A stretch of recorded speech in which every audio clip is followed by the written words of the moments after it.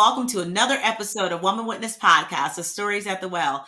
I'm your host, Leah Fortier. As you all know, this is a platform where we bring to you voices of women who are out there making a positive difference and making a difference not only in their lives, but in the lives of the community and the people around them. Today, I have a very special topic that I definitely want you all to lean in on. It doesn't matter if you're a man or if you're a woman. If you are in this position and if this episode speaks to you, we ask that you like, we ask that you share, we ask that you subscribe, and I guarantee you it will. So let me go ahead and before I introduce my guest, read a little bit about her. I want you to meet Tiffany Lewis English. She's a licensed practical nurse, an LPN, a holistic fertility birth doula.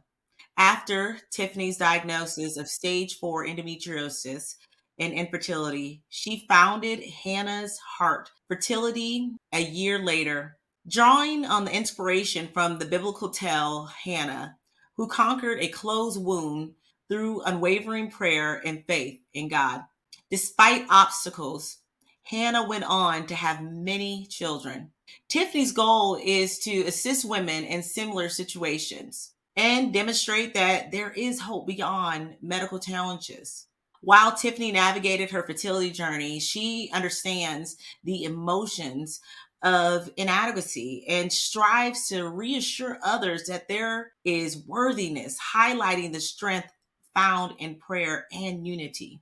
Tiffany has recently authored a 31-day affirmation journal for women facing infertility and infant loss. Committed to empowering women, she believes that enduring hardships will lead to meaningful outcome. So without further ado, I am so excited to introduce to you my guest, Tiffany Lewis English. Hey, Tiffany, welcome to the Well. Hey, how are you? Thank you so much for letting me be here. I'm super excited. I'm so excited to have you here to talk to us, Tiffany. I have been waiting for this interview for a while because you have such a very important topic, Tiffany, that I'm going to be honest with you. I think a lot of women are fearful and maybe quite probably maybe ashamed to talk about being there at a point or another in my life. It was very hard for me to open up about it. So I'm glad that I have you here to take us a little bit deeper and really share your experiences with us. Perhaps we can touch more women through your story. Yes, I hope so. That is the goal and the vision, to just let other women know that you're not alone. It's Yeah. nothing to be embarrassed about. It's not anything, a punishment from God or anything. And so the most important thing is just knowing that you aren't alone and that there's other women, other men who have been on this fertility journey. Yes, yes. And I'm glad you said that part too with the man because it is a joint effort and it is a joint journey that no one goes along by themselves. Okay, but I want to get into it. I want to get ahead of ourselves. I love the fact that you founded a company and you named it after the biblical story Hannah. So for those who may be unfamiliar with the story Hannah, we are going to be diving into it with Tiffany, and she's going to take us through it. I wish, Tiffany, that I knew the story of Hannah when I was going through my journey. I didn't know it. And there are a lot of women who don't. I didn't know either. So I received my diagnosis, and I Mhm. was sitting in church, and one of my really good friends sent me a text message, and she's like, "Sis, you are Hannah," and I'm like, "Honey, who is Hannah? This is Tiffany. You're texting," Yes. and so she was like, "Read Samuel." And Mm. what was so, I knew that it was God ordained because I was at my own church service when I received that text message. And then Mm. I went to my grandfather's church immediately after, and he was preaching about Hannah. And when I walked in, my aunt goes, "Oh, there she is, the modern day Hannah." And I'm like, "Okay, Lord, now let me read up on Hannah." Right. And so when I got Mm. my Bible that night and I read about Hannah, and so my husband was married prior to us getting married, and so he had two children from Mm. that marriage. And so when we first got married, I received my diagnosis 4 months before we got married. And Mm. his ex-wife just wasn't the nicest to me, and she would say things about me not, being able to have kids. And so I could relate to Hannah in this instinct of her husband having, another wife and already having children. But what stood out to me is that Hannah didn't care what she faced. Like, she just held on to the promise. God Um, closed her womb, and he opened it when he was ready. And so, because she was persistent and consistent, I always say Hannah focused on the promise and not the problem. And so, mm, because she was able to always go and pray without ceasing, didn't care that the guards thought she was drunk when she was just moving her mouth, but God could read her tears and read her heart. yes, It stood out to me. And so, when I asked God, what are you trying to get through me? Because I knew that I didn't get this diagnosis for no reason. And right, so when I asked God, what was he trying to get through me? And he gave me the story of Hannah, allowed people close to me to push me to read about Hannah. I knew that that's what it was. My prayer life was good, but it got better because had I never mm, received my diagnosis, I probably wouldn't have got as close to God as I did. I probably wouldn't have prayed as hard as I did. I would have never developed a fasting life the way that I did. But because God allowed something to come upon me, it stretched me. And I felt like God had stretched Hannah. And no matter how far he stretched her, she never lost faith. She never lost focus. She began to pray. And then what was just crazy was like she prayed for one thing, but God gave her so much more. Like, come on. he exceeded the desire of her heart. And so that is what just gave me the strength and made me push. And that's what I wanted for my organization. I wanted to let women know, like, it won't be easy, but God will stretch you and he'll push you. And ultimately, you'll get so much more. Like, what you thought you desired, God Right. would literally exceed your expectation of the desire. And so that is how I came Woo! up with my company. Wow, what a story. What a story. Wow. Tiffany. Okay. You answered my first question, which is for providing just some background on the story of Hannah. And we definitely encourage you. If I hear what you were saying, Tiffany, please go read the book of Samuel, First Samuel, and if you are in this position right now, you will see yourself somewhere in it. I want you to talk to us a little bit about, you said when you found out that your situation, that you were in stage 4 endometriosis, and it could possibly affect fertility. Now that they tell you that, one, and then tell us how that struggle of infertility relates to the topic with endometriosis. So endometriosis is where the lining that typically grows on the inside of the uterus grows on the outside. It's Mhm. scar tissue. I had probably a really heavy menstrual cycle since the age of 16. I Mm, can remember going to the hospital on numerous occasions, just weak, not able to eat, not able to drink, to the point where I felt like I was going to pass out. And it mm, would be the same routine. They would give me morphine, say mm, it's just a bad menstrual cycle, and send me on my way. mm, In July of 2017, I went to the hospital and they actually didn't see me. The waiting room was ridiculous. They told me they were going to bring me some fluids and just rest. And I ended up just leaving. After 4 hours of waiting and not being seen, I left. mm. The next day, my OB called and was like, "Oh, we got a report that you were in the ER. Are you feeling better?" And I'm like, "Actually, I'm not." And I wasn't seen. They had me come into the office the same day. And it was like excruciating pain, like doubled over pain, something I had never felt before. And so the doctor says, "Well, we're going to get an ultrasound." And I just felt it. Like, when I laid on that table, I felt like something was wrong. Mm. And the x-ray tech is like, moving around on my stomach. And when she lifted up the marker, I just like let out a yell, because it was almost like as she was pressing down, it was like condensing the pain. But as soon as she let up, it was like a release. And I just screamed out, like tears came out. And so she said, "Can I ask you a question?" She says, "Do you have two ovaries?" And I'm a nurse, so I have a medical Yeah. background. But in that moment, I was like, I don't know. Are we born with two? I was just Yeah. Yeah. confused. And Yeah. so she's like, "Okay, get dressed. I'll be right back." Well, then now there's like 7 to 8 people in the room, and I'm just crying and I'm holding my husband's hand. Well, he wasn't my husband yet, my fiance. And I'm Yes. holding his hand and I'm like, something is wrong. And he's like, "Just relax. There's nothing wrong." The nastiest doctor walked into the room and she goes, I don't know what your family building plans are, but we're taking you to the operating room right now and we're going to remove your ovary. And I'm like, it was a shock. I didn't have time to process it. And then this lady came in to help me get ready for surgery. And she said to me, I don't know the plan that God has for you, but there's definitely a purpose for this pain. And I'm Mm, like, mm, mm. okay. And I'm crying. When I woke up, they came in and they said, oh, we have some good news and bad news. The good news is we were able to save the ovary. The bad news is that the stage you have stage 4 endometriosis. It is all over your uterus and your ovaries.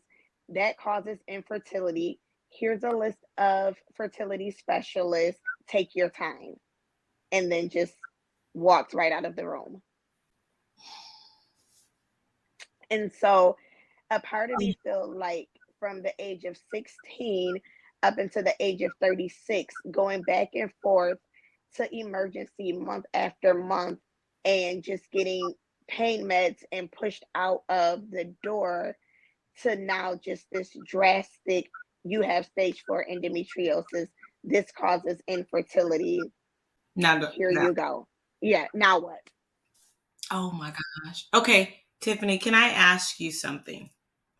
Because there are a lot of women who can definitely relate to this. And I know I can as well. For those of us who may not know, who may have this record or this past of going in with these painful cramps, giving, like you said, a prescription, some pain meds, and then sent on their way. Can you describe? And I know not everybody's pain level is the same or it's the same, but can you just truly like give us a description of what this feels like? So if we feel it, we know, hey, push back. So I have never given birth, but Mhm, I could almost feel like this is what it would feel like to give birth with no epidural. Like mm. the bottom of my uterus would ache so bad. My stomach would be so distended that people would actually think that I was pregnant. There Okay. would be pain in my hips, the bottom of the lower part of my back. It would cramp like someone was literally like twisting your intestines and Mm, vaginal area on the inside. mm, That is and it would be constant. And it was so weird because it would be worse during my menstrual cycle, but I would always feel pressure and pain in my lower vaginal area. And that would be what I would express to my OB. And it would just like, oh, it's okay. You had a really bad cycle last month. It's just an aftermath. But the aftermath turned into almost 15 years, 16 years of constant pain. Tiffany, I'm jumping ahead of myself, but I think this is such a good conversation because one, I feel like when we are told these things, when we are told, hey, you know what, this is normal, we think it's normal. We don't question it. And so and I'm pretty sure you've done a lot of research and this is what you do. And knowing the difference between what is normal, what is not normal, and how do we push back. I feel like I was an advocate for myself to a certain degree, but I felt like I needed to reinforce it more. And then I did research too because I wanted to know how can I make myself feel better. And so prior to the diagnosis, it really was nothing that I could do other than advocate for myself and ask for ultrasounds. And I would get them and they would say they saw nothing. But then after the diagnosis, then I knew how to like push back from white sugars will make the endo worse. So then that will make, me cramp more. It will make me have more pressure and more pain. Caffeine was another one. And like I said, I am a nurse. So I was used to drinking the cup of coffee in the morning. I'm working 12-hour shifts. So I'm going to have a Red Bull maybe mid shift to keep me going. Mhm. So I had to cut back on caffeines. Tea became like my best friend. I found teas that were high antioxidant teas that would help calm me and help relieve some of the pain. I didn't know for years that when you were having your cycle, don't drink anything ice cold. It would make the cramping worse. And so it was just like a lot of research on my end that I felt like no doctors just felt to tell me, or did they even know? It was like I took a holistic approach because I believed that God would heal me, but I also knew that God had gave me the wisdom and knowledge and understanding to be able to research and see, okay, well, what part can I play? How can I help myself? Mm. But it was just it Come was on. really not much that I could do. Like there were literally times where I would be rocking back and forth asking God to just help me because that's literally all that I could think to do because nothing was helping. And pain med after pain med and steroid after steroid. So now it has my weight going up and down. I'm losing hair, my skin texture is changing. And then Mm, that caused like, okay, God, I already have this diagnosis of infertility. I'm always already feeling a disconnect in my marriage. I'm feeling a disconnect of mm. womanhood, and then now I'm losing my hair. like, Yes, and yes. doctors had no. I'm like, oh, can I get a referral for a dermatologist? Oh, it's okay. It's just a side effect. I literally needed to advocate and know when to push back and say, okay, so this med isn't helping me. Okay, God, what can we do in the natural that will help me so that I'm not feeling these signs of early, onset depression? Like, what can we do? But the most thing that we can do is definitely advocate for ourselves and then research because as much as I love Western medicine and I love being a nurse, sometimes you will get a prescription to just mask what you're feeling for the moment. And it isn't something that will heal you, long term. Mm. Whew.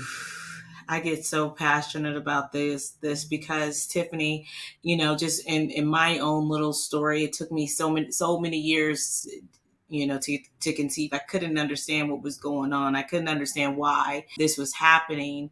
And I didn't know either. I didn't know what the issue was. I want to ask you something. You talk about stages and you talk about giving something to mask it, right? So there's 4 stages, right? Is what you're saying. You didn't find out until the pain was just unbearable. So for someone who is experiencing just these small symptoms, they're not small. From what I hear you saying, they've never been small. How do I show up and say, you know what? I don't feel like this is right. And what can I do? Don't give me any. Do I take the medication, Tiffany? That would be like a personal choice, right? So I Okay. experienced the meds. I went through some of the meds that they gave me, but when it no longer worked for me, I needed to show up as my best advocate. I just recently had a doctor's appointment, and the doctor was like, "Oh, you know what? The endo looks like it's getting a little bit worse. I recommend a hysterectomy." I said, "Okay, well, I come against that in the name of Jesus." So maybe if you don't want to treat me because I don't want a hysterectomy, but then let me find another doctor. And so I have gone through multiple doctors because I have to make sure that I'm doing what is going to be best for me. And some of the meds did work for me. Some of them were okay, but then after a moment of being on them, then they start to wear off. Your body starts to get used to it. And so Right. then now we're back to square one like, okay, so that worked. This no longer works. And I just didn't want to be one to be on multiple medications. And because I feel like, you take a med for one thing and now you develop something more. And so I wanted to figure out a way that I could relieve my body of pain, but also feel good while doing it. It was Mm, to the point where I was on like a Flexeril. And so of course I don't feel any pain because it's a muscle relaxer. So I'm asleep. So I don't know if I'm in pain because I'm asleep. But then when I'm awake in my waking time, now I'm feeling this pain all over again. And so it's just an individual thing. I'm not saying, oh, I'm completely against any type of Western medicine for this. You have to take what works for you, but then when it no longer works for you, you have to show up as your best self and say, listen, I know that you are my provider. However, this isn't working for me. I even went to my provider not long ago, like, listen, I've been doing some research on acupuncture. What are your thoughts? mm, Because I feel like they missed that part of it. Like everything mm. is just a rush. We live in like a microwave society. Like we want to put it in and get a quick, fast, hot result. But Right. like what even it may take me a little bit longer, going through seeing a chiropractor or going through having acupuncture. But if it's going to give me a long term benefit, then I'm in it for the long term benefit. Right, right. Come on. Speaking of faith, I want to ask you, in your opinion, what role can faith and hope play in the journey when you're dealing with endometriosis that could possibly lead to infertility? Because I'm not claiming that, Tiffany. That's right. Somebody texted me. Someone sent me a text yesterday and they were like, "Oh, happy Infertility Awareness Week." And I was like, "Listen, I'm not infertile, okay? I'm Yes, not claiming it. ma'am. I'm just out here advocating, doing what God has called me to do. Like, we're on a fertility journey." Because Yes, even when I started my business, it was Hannah's Heart Infertility. And like Holy Spirit spoke to me like, you're speaking things out of your mouth. You're sowing that seed. You're planting that seed. You have to speak those things that are not as though they were. So I'm yeah, not going to claim that I'm infertile. I'm on a fertility journey. And yeah, that fertility journey can look like a multitude of things. It can yes, be I'm going to birth in the natural, I'm going to birth in the supernatural. I don't know, but I'm not infertile. I am not barren. yes, yes. Thank you. Thank you. Okay, Tiffany. Okay. Thank you. And I love that. So, anyone who is listening, Tiffany put this in such a beautiful way. And if you are in this journey and you are walking it and you're walking it by faith, right? Tiffany's what she said. You're walking this journey by faith and not by sight because we do not know what God has in store for us. And we can look at our circumstances as they are, like Tiffany said, right now, but that is not what they will be. That's what Hannah did. And I love that you looked at the story and you compared your story with Hannah. I'm going to tell you this, Tiffany. This is something I was talking to another lady about, another one of my interviewees, and I was doing some studying and some researching. And as you know, that woman witness is based upon the woman at the well. What I love to say is this woman at the well is such a mystery and she speaks to us all. And I hear your story so loud and clear because what people don't realize is that this woman at the well, she was favored. She was chosen to be a witness based on her circumstances. And she didn't have a child that we know of at the time that she met Jesus. And now everyone loves to focus their attention on the fact that she had multiple husbands and all this good stuff. But think about it this way, perhaps she was on her journey. Perhaps that she was with people who didn't want to wait out until God blessed her. Or perhaps those people that she was with, God didn't want them to be in her life. And she was walking from the time she met Jesus, she left out. And what did she go back to town and become? A witness. No one knows the rest of her story. She could be like Hannah and had a house full of kids. But she did what you are doing right now. You are walking in the midst of your circumstances and you're being a witness and you're encouraging other people. Okay, sorry. I just had to just say that real. Okay. I'm so proud of you, Tiffany. And when I see people walking and being a witness and giving hope to other people, that's what Hannah did. She went in that church house, honey, and she was just praying. And those people around her, including the priest, they were probably looking at her like, what's she praying so hard about? I want to pray too. She's bringing in that anointing. Okay, let me calm. I'm going to calm down. So, anyways, I just wanted to put that there because I've really been studying this, and I love the similarity between Hannah and the woman at the well. They have so many similarities. It's not even funny. And I love that you are taking this stance and you are giving hope to other people and you are walking in resiliency. Okay, so I want to talk to you. Let me move on. We have people that are listening right now who are in all different parts of their journey and they feel you and they're waiting for you to give them the next word and where to go. You may be way past spiritually in your mind than where they are. So can you take us back to that woman, that lady, that couple who are in the place and they're saying, just forget it. I give up. Can you speak to that right now? I remember just crying, like telling my husband, like, I'm just over it. Like, we were going to fertility clinic after fertility clinic. My husband was in the military. And so we were like, okay, well, the IVF should be covered because I ended up having a surgery in 2019 where I lost both of my fallopian tubes due to the endometriosis. And so IVF was the route that we needed to go. Mm-hmm. And the rounds can be anywhere from 12,000 to 20,000. And so we were a younger, couple getting married. We weren't planning to have to pay to have a baby. We had some funds saved for, buying a house, but Right. nothing like this. And so we had exhausted money for a house. He was working, I was working overtime, and it Mm. was just like it began to be draining.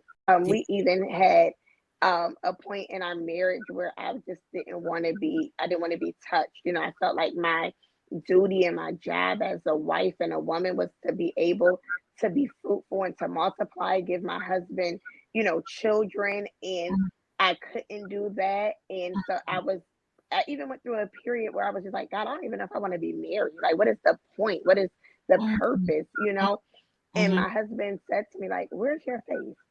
And so I grew up in church, and I knew, like, about prayer, but I didn't know how to pray at that time. And my husband grew up in church as well, but my husband is like, he's a comedian, he's a barber, and we just do things differently. And so I was the one who was always walking through the house decreeing and declaring some things, anointing these walls, and I'm looking at him like, babe, did you pray today? And so it was like we had our roles had reversed because here I am, full of fear, full of doubt, Mm. ready to throw in the towel. And he looked at me like, but wait, where is your faith? Where's your faith? Mm. He's like, because we literally went into this and we said that no matter what it looks like, we were going to trust God. He's like, and so right now, you're trusting what man has said, but you're not trusting in what God has said. And I was a little like looking at him still like, honey, we don't have any money. Okay. Mm. We still renting because all of our money is gone. Mm. My faith is there, but I'm also Yeah. being aware of what's taking place. Right. Right. But it was my husband who then in turn like was speaking life into me. Recently, I talked about the rebirth of a woman. I was on a panel. And so God gave me this revelation that at one point of my life, I don't even remember asking God if IVF was the way he wanted me to go.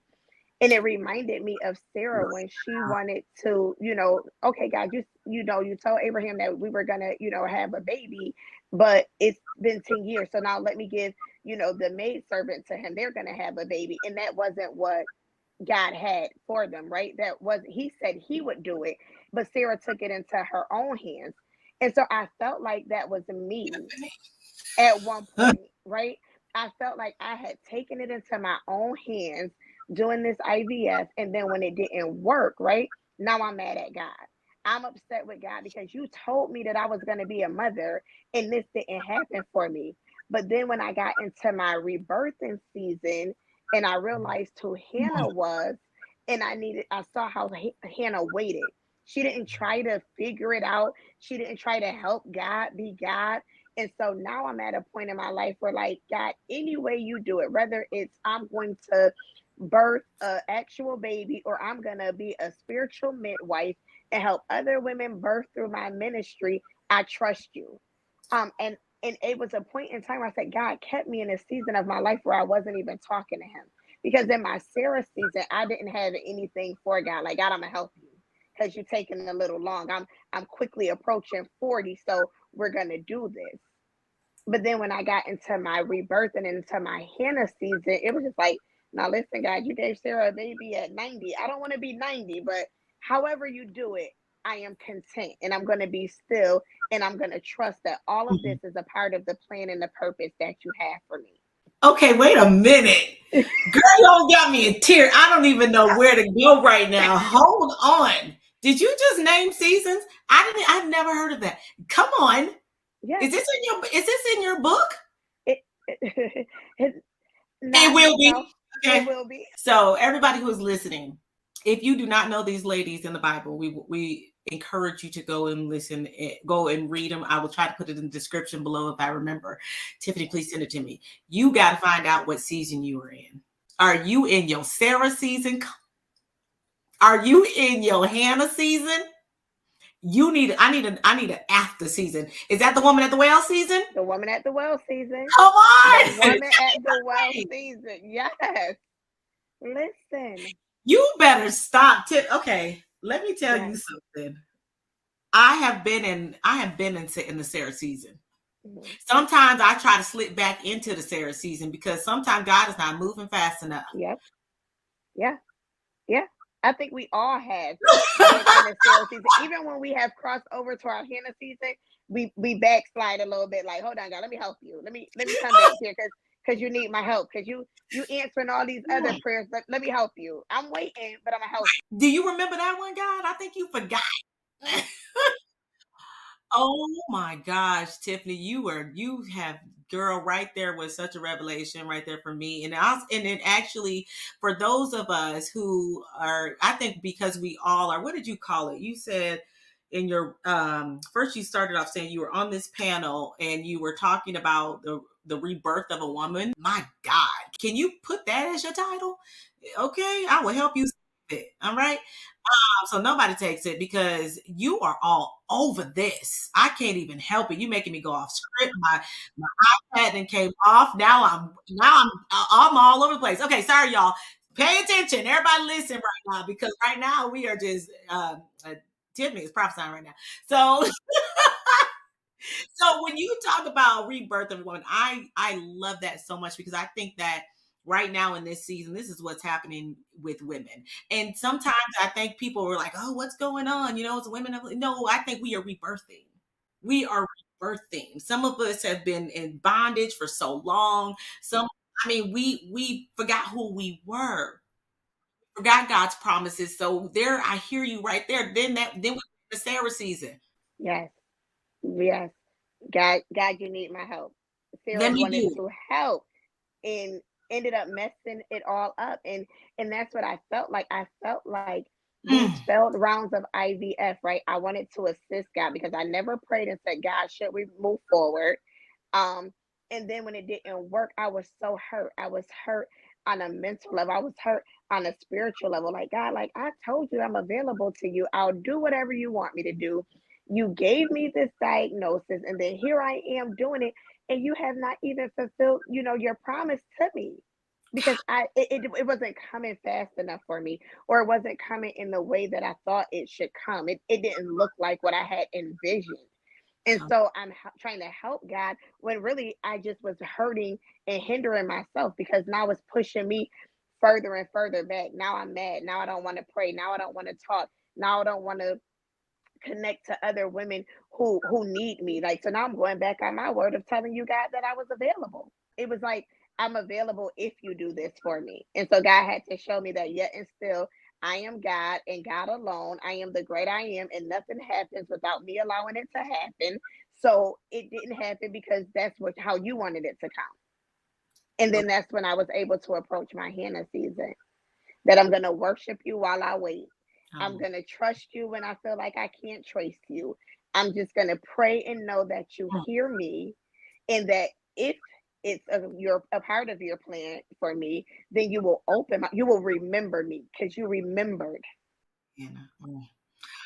Ooh, wee. And then you go out and you know, one part of the one there is a, and I don't remember where it's at. I'm sorry, y'all. Y'all just put it in the description when I find it. But it said, I'm going to do a new thing for you. God said He wants to bless you in a way that no man can claim victory. Because, oh, did you say that somewhere? I believe in miracles. I believe in miracles. Everybody think miracles is dead, but I believe in miracles. And it's those stories that God brings you from one season to another season in your life, and you don't know how He did it, why He did it, but you just know you got to go tell it. All right. I can't. My God, Tiffany, where are we at? Oh my gosh. Okay. Can you tell us what encouraged you? You got me all shaken up right now. And I hope, and ladies, if you're listening to this, and for whatever reason, if this you feel like you know what, this doesn't even apply to me, let me tell you something, and I want you to lean in a little bit and see the revelation of the different seasons in our lives. So it doesn't have to be whether or not we're having, we're on our journey to have children, or we can be in our businesses, we can be raising our children and having difficult times with them. We could be in relationship with our parents, or a non-existent relationship with our parents or our girlfriends, and or even battling depression, any type of thoughts that keep us from being our best self. There are seasons in that, and I feel that strongly, Tiffany. I can't. Girl, you better do this. Come on. I'm completely off my notes, but that's fine. I wanted to, I want you to tell us about the book that you authored, 31 Days of Affirmation Journal. You told us a lot about your story, but tell us what pushed you to get that out there. In 2019, I had both of my fallopian tubes removed, and I already had a revelation that that was going to happen. I didn't know to the extent, but when I woke up in the recovery room, like I instantly said, I don't have any tubes, do I? I'm not going to be a mom. And so the nurses are crying. One of my fellow coworkers told me, like, honey, you had the whole recovery room in tears. She was like, because you were just so strong with it. Like you weren't sad. Like you just was like looking for us to affirm that that is what took place in Mm, there. And so when mm, I got home, I was praying, and I could still remember being under anesthesia, but I'm just like, God, I gotta write. I have to write.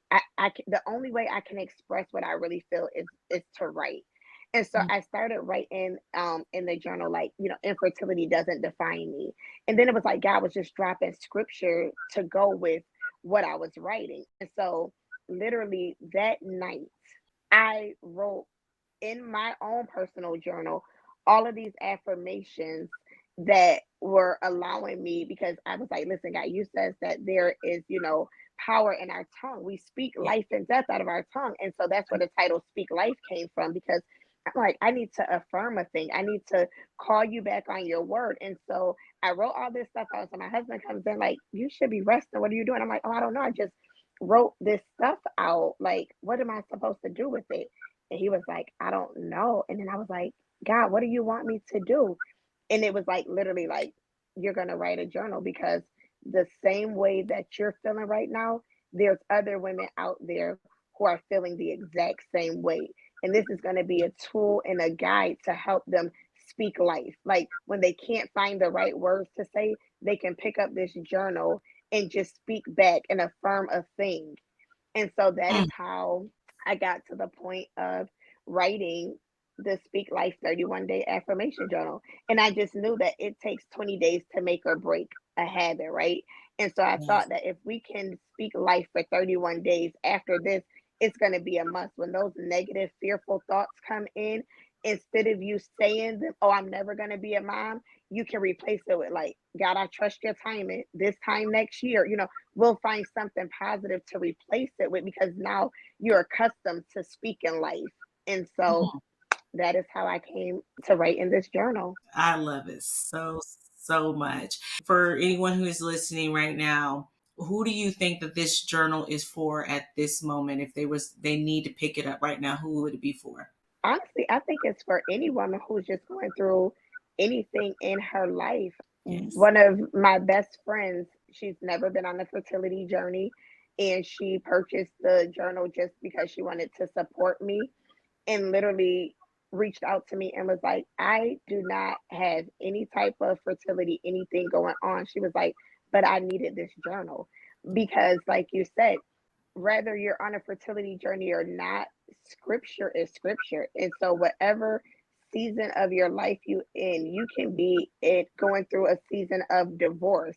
And if you Yeah. pick up Speak Life, one of those days in there is going to speak to your very current situation. So it's Yes. really just for any woman who feels like they have lost their voice, for any Mm, woman who feels like you may not be enough for whatever it is. Speak Life mm, is for you, because it's allowing you to know that whatever situation I am in, I have the power within me to speak greater than what I see. I'm greater than a diagnosis. I'm greater than divorce. I'm greater than, this job. I'm so much greater. And so I'm going to speak life and bring to fruition what God has promised me. So it's just for anybody. It's for Yes. anyone. I love it. And I knew that is the answer. Because they say the word of God is alive. So it's always meet you right where you are. Okay. I get so excited. Okay, Tiffany, I done took up all your time. I appreciate you for being vulnerable, Tiffany, and coming in and letting us into your world, into your life. And I know that your story is helping a lot of women out there find peace, find restoration, and stand still and listen to God's directions. So I want you to leave our listeners who are listening with just something to take away in this moment right now. What would you say to them? I would just simply say, do not look at what you're facing as punishment, but look at it as your rebirthing. Look at it as God trying to take you to a whole new level. Mhm. What we go through is never just for us, right? It is for us to a certain degree and a certain extent, but it's Yeah. always to help someone else. I have been in rooms literally where I have just got done crying, asking God, to calm my heart and make me okay with where I am right now on my fertility journey. And then I wipe my face and walk into a room and hold their hand and pray over another woman who is literally pushing out a physical baby. And so just know Mhm. that whatever season God has you in right now, He's just trying to stretch you for something greater. Don't be distracted by what you see, and to focus on the promise and not the problem. My God. Okay, Tiffany, that was doggone it. Okay. All right. All right. That's what it's all about, Tiffany. That's what it's all about. I am so grateful that God laid this platform to get voices and stories like yours out into the airwaves so women who may be dealing with things in private and they just don't know how to get help. They don't know how to seek help. They're tired of hearing the same thing over and over again and tired of hearing an expert tell you from a book that never been through it. I appreciate you and I thank you for coming in and sharing your story and being a witness. Tell us where we can find your book at. You can find my book on Amazon. It is hashtag Speak Life 31 Day Affirmation Journal for women dealing with infertility and infant loss. And you can find it on barnesandnoble.com. Yes. I will put all Tiffany's information in the description below. You can follow her. We ask that you follow her. If you know a sister, you know a couple who is battling some of these things that we spoke about today, we ask that you share it with them. You don't have to explain it to them. Just share the episode with them and let them take a listen and hopefully that they will be blessed by it. Pick up the book and just gift it to a friend, gift it to a sister who you may feel that really needs to hear some words of affirmation, who needs to be reminded of who they are. Tiffany, thank you so Thank much. you. No, Thank you. thank Thank you. you. Thank you Thank for having this platform available. I feel so comfortable. I've been sharing my story forever, and I always get anxiety right before, but there was a peace and a calming you. like as soon as you came on. So just thank you for setting a tone and an atmosphere and a brave space for women to be able to share what they have been through, what God has strengthened them through. So just thank you for giving us this opportunity to let our voices be heard. Oh, thank you. Thank you. Thank you. Thank you, Tiffany. Oh my God, that just makes me. Ah! Okay. I'm all right. But God, okay. Tiffany, thank you so much for coming in. We thank everyone for listening into another episode of Woman Witness podcast of Stories at the Well. I'm your host, Leah Fortier. Thanks, Tiffany. Until next time, perhaps you were chosen for such a time as this to write and tell your story, your truth. Bye.